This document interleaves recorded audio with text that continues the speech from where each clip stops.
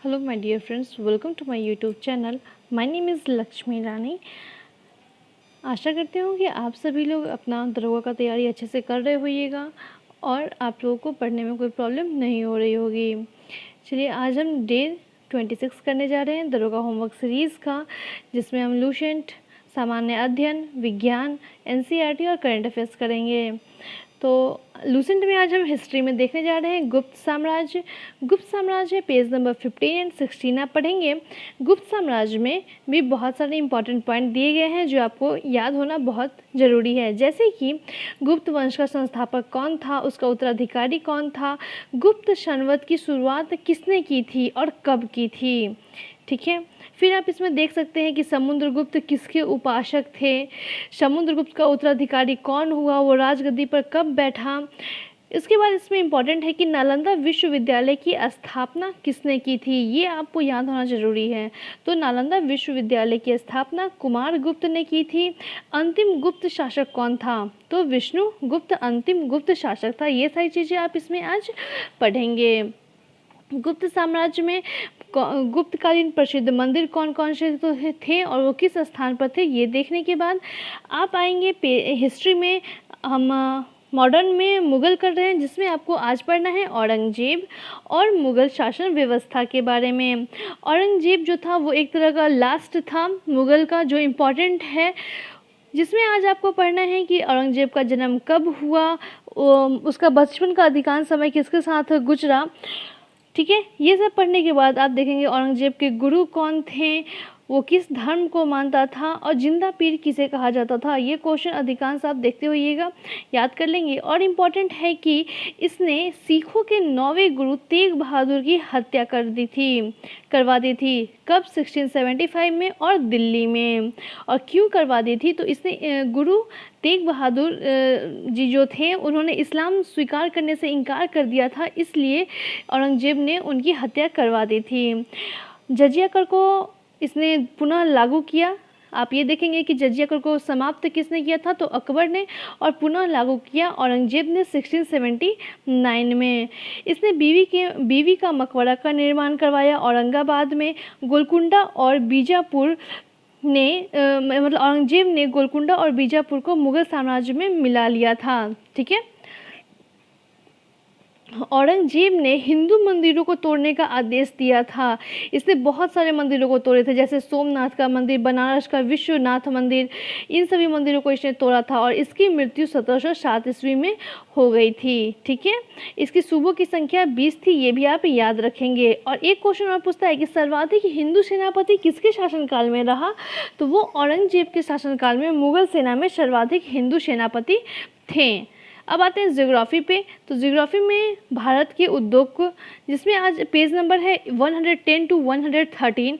ये थोड़ा लंबा टॉपिक है, बट आपको कंप्लीट करना पड़ेगा एक ही दिन में। इसमें आप लौह इस्पात उद्योग, एल्युमिनियम उद्योग, सूती वस्त्र उद्योग देखेंगे, और जैसे कि चीनी उद्योग, जिसमें आपको देखना है भारत में आधुनिक चीनी उद्योग की शुरुआत कब हुई थी और पहली चीनी मिल की स्थापना कहाँ हुई थी, तो बिहार में हुई थी। चीनी उद्योग से संबंधित कौन कौन से राज्य है वो देख लेंगे। फिर आप सीमेंट उद्योग देखेंगे, कागज उद्योग, प्रमुख उत्पादक राज्य कौन कौन से हैं ये देख लेंगे। आज आप कंप्लीट कर लेंगे उद्योग। इसके बाद हम आएंगे पॉलिटी में। पॉलिटी में आज आप पढ़ेंगे निर्वाचन आयोग, पेज नंबर 135, जिसमें आज आप निर्वाचन आयोग किस भाग में है, किस अनुच्छेद में है, उनके मुख्य कार्य क्या है, संवैधानिक प्रावधान क्या क्या हैं, ये देखेंगे। राष्ट्रीय दल का दर्जा हासिल करने की कुछ आवश्यक बातें देख लेंगे।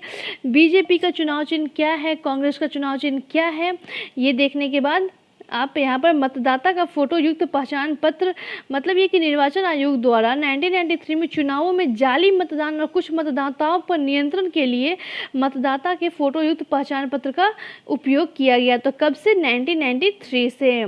ठीक है, और इसके बाद ही 18 वर्ष की आयु पूरी करने वाले या इससे अधिक आयु का प्रत्येक भारतीय नागरिक मतदाता सूची में शामिल होने का पात्र हो गया। ठीक है, ये आप देख लेंगे। इसके बाद हम आते हैं केमिस्ट्री पे। केमिस्ट्री में आज आप पढ़ेंगे धातुएं। ये इम्पॉर्टेंट टॉपिक है, जिसमें आज आपको धातुओं को पढ़ना है। धातुओं की प्राप्ति क्या, धातुओं की प्राप्ति देखेंगे। फिर आप इसमें देखेंगे, फिर आप इसमें देखेंगे सक्रियता श्रेणी। सक्रियता श्रेणी से पोटेशियम, सोडियम, कैल्शियम, मैग्नीशियम, ये सबसे अधिक अभिक्रियाशील कौन सा है तो पोटेशियम, और सबसे कम कौन सा है तो सोना। ठीक है, फिर आप प्रमुख धातुओं और उनके अयस्क को देखेंगे। इसका सूत्र आप देख लेंगे, कुछ इंपॉर्टेंट है जो याद रखना चाहिए आप लोगों को। ठीक है, इसके बाद आप धातु से संबंधित विविध तथ्य देख लेंगे, जो इम्पॉर्टेंट हो उसे आप याद कर लेंगे ताकि एग्ज़ाम में आप लोगों को प्रॉब्लम ना हो। ये टॉपिक आज आप पूरी तरीके से कंप्लीट कर लेंगे।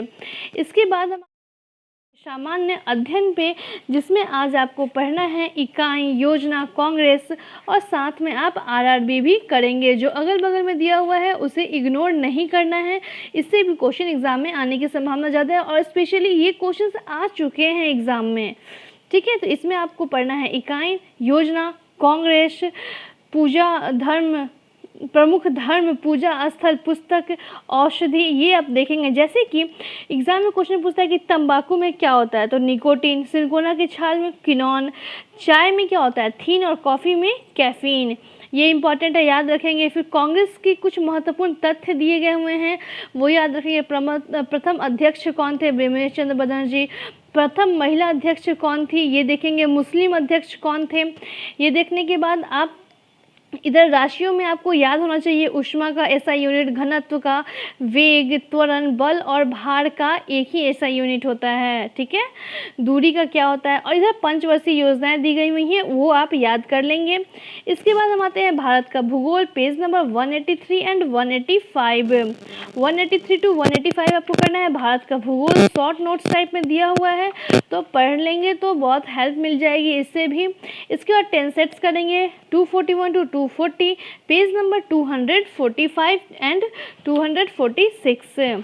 ठीक है, अब हम आते हैं इसके बाद स्पीडी सामान्य विज्ञान पे, जिसमें आज आपको पढ़ना है पेज नंबर 170। ये समझिए तो लास्ट टॉपिक हो गया आपका इससे, जिसमें आज आप पढ़ेंगे सामान्य सूत्र, तापमान, विटामिन और आविष्कार, ग्रहों के उपग्रह, नस्ल, चिकित्सा उपकरण, etc। ये सारी चीज़ें आपको इसमें पढ़ना है। जो इम्पोर्टेंट है उसे आप याद कर लेंगे। एल्केन का सामान्य सूत्र क्या है, ये पूछ सकता है। ठीक है, 170 के बाद आप इसमें करेंगे आज टेस्ट पेपर 32, 33, 34 एंड 35। यहाँ पर हमारा अध्ययन खत्म हो गया, बस अब मॉडल सेट बचा हुआ है। ओनली 25 एंड 26 डेज में आपका सामान्य अध्ययन खत्म हो गया, विज्ञान खत्म हो गया। आप शायद मतलब बहुत आप लोगों को फ़ायदा मिल रहा होगा इससे। और ये अगर बुक आप कंप्लीट कर ले रहे हैं और लूसेंट से अगर साइंस पढ़ ले रहे हैं, तो जो लोग बीपीएससी का भी प्रिपरेशन कर रहे हैं उन्हें बहुत फ़ायदा मिल रहा होगा। आप लास्ट ईयर बीपीएससी का भी अगर क्वेश्चन बनाएंगे तो उसमें आपको इससे क्वेश्चन देखने को मिल जाएगा। फिर आप इसमें करेंगे model set 186 to 195, page number 236 to 239 तक। ठीक है, इसके बाद हम आते हैं एनसीईआरटी सार संग्रह में, जिसमें आज हमारा बायो कंप्लीट हो गया। अब हम लोग बस 6-7 चैप्टर सब्जेक्ट लेकर के चल रहे हैं, जिसमें आज आप करेंगे केंद्र राज्य संबंध, पेज नंबर 32 टू 34 तक। इंडियन ज्योग्राफी में आज आप पढ़ेंगे ऊर्जा। इसमें आपका कोयले के प्रकार बहुत इंपॉर्टेंट दिए गए हुए हैं, वो आप अच्छे से पढ़ लेंगे, 34 एंड 35। फिर आप देखेंगे वर्ल्ड ज्योग्राफी, प्रजातियाँ और पशुपालन, पेज नंबर है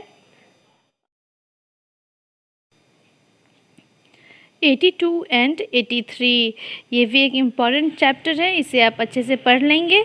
इसके बाद हम आते हैं हिस्ट्री में, जिसमें आप मिडाइवल हिस्ट्री के मुग़ल में आपको पढ़ना है औरंगजेब एंड मुग़लकालीन प्रशासन। सेम आपका लूसेंट से होमवर्क है, तो आपको पढ़ने में आसानी भी होगी और समझ में भी अच्छे से आएगा। इसके बाद हम आएंगे मॉडर्न हिस्ट्री पे, जहां आपको पढ़ना है भारत में क्रांतिकारी आंदोलन और भारत से बाहर क्रांतिकारी गतिविधियां। जैसे इसमें आपके लिए इम्पॉर्टेंट है कि इंडियन होम रूल सोसाइटी की स्थापना कब हुई, किसने किया, गदर पार्टी की स्थापना कब हुई और किसने की, इसके संस्थापक कौन थे, ये आप याद कर लेंगे। इसके बाद हम आते हैं इकोनॉमी में, जिसमें आज आपको पढ़ना है भारतीय वित्तीय बाजार, Indian financial market, page number 12 and 13। इसे आप पढ़ लेंगे 12, 13 हाँ, यहाँ तक आप पढ़ लेंगे। इसके बाद आप आते हैं विविध में हम कल पढ़े थे विश्व में प्रथम महिला, आज पढ़ेंगे आप भारत में अन्य और विश्व में प्रथम, पेज नंबर 5 कंप्लीट कर लेंगे। लास्ट टॉपिक हमारा कल होगा विविध का। ठीक है, यहाँ पे हमारा एनसीईआरटी सार संग्रह का होमवर्क कंप्लीट होता है। अब हम आते हैं आज के लास्ट टॉपिक पे, जो है एडुटेरिया करंट अफेयर्स से, जिसमें आज आपको पढ़ना है पेज नंबर 47 टू 49 वर्ष 2021 के चर्चित पुरस्कार। इसमें आप देखेंगे साहित्य संबंधित पुरस्कार कौन कौन से थे। साहित्य संबंधित पुरस्कार 2020 कितनी भाषाओं में दिया गया, हिंदी के लिए किन्हें मिला और किस कविता के लिए मिला, अंग्रेजी के लिए किन्हें मिला। सरस्वती सम्मान देख लेंगे आप, बिहारी पुरस्कार देख लेंगे कि ये पुरस्कार किसे मिला और किस पुस्तक के लिए दिया गया है। ठीक है, इसके बाद हम आते हैं अंतर्राष्ट्रीय और राष्ट्रीय पुरस्कार। देखने के बाद आप पर करेंगे आईसीसी अवार्ड्स 2020 वर्ष 2021 से खेल संबंधित पुरस्कार। इसमें जो है वर्ष 2021 के जनवरी से जून तक के दिए गए हुए हैं। जून के बाद के लिए आप स्पीडी जो अभी आई है उससे आप देख सकते हैं। ठीक है, यहाँ पे आपका ये हो गया पेज नंबर 47 एंड 49। तो यहाँ पे आज का होमवर्क कंप्लीट होता है। I hope you are love this video, so keep subscribing and keep watching my channel.